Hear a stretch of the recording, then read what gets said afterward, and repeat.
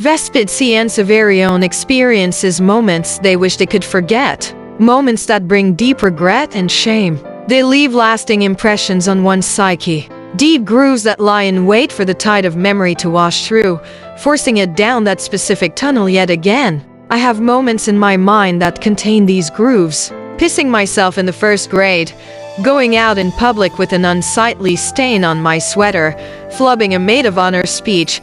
These moments are present, but none compared to the deep, deep grooves of something that happened 31 years ago. I was 22 years old and fresh out of nursing school with my BSN. I was poor. Student debt and student living meant I was looking for something lucrative.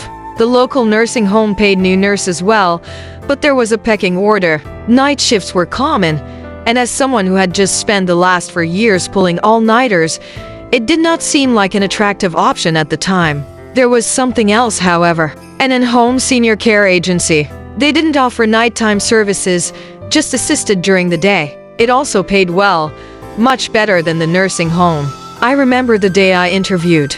The office was in an attractive area of Macon, Georgia, a town I was well acquainted with, having grown up there. They were impressed with my resume and had plenty of work to get started with.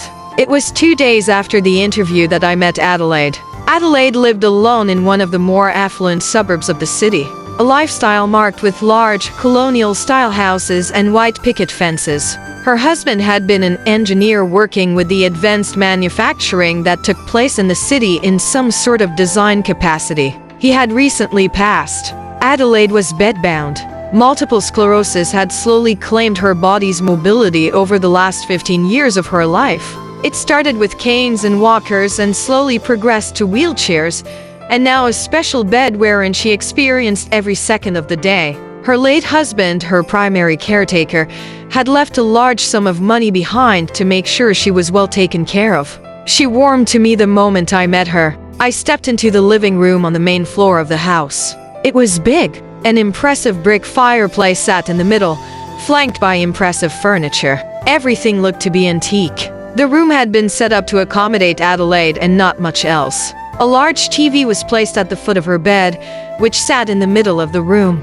A wool blanket was pulled over the middle of the bed, an obvious lump marking the resident's presence. There were tables and nightstands nearby, cluttered but neatly adorned with pictures of grandchildren, past vacations, and reminders of her husband. "Excuse me, Adelaide," I said meekly. There was movement in the blanket. It moved carefully, looking like something out of a blob.